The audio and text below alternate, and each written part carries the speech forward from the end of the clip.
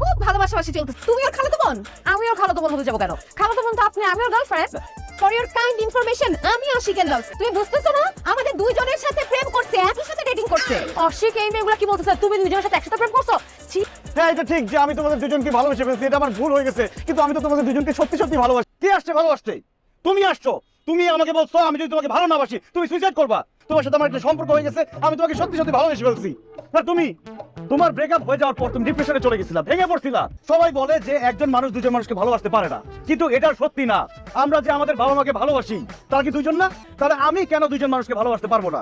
আমরা তিনজন একসাথে খুব ভালো থাকবো, অনেক হ্যাপি থাকবো। আরে আশিক, এরা কারা? ও নীলা, ও মিতু, ওরা আমার গার্লফ্রেন্ড। ওরা তোমার গার্লফ্রেন্ড হলে আমি কি? তুমি আমার হবু বউ। মানে কি একজনকে অ্যাডজাস্ট করে নেওয়া যাবে? ছোট মানুষ তো মন খারাপ করবে। দুই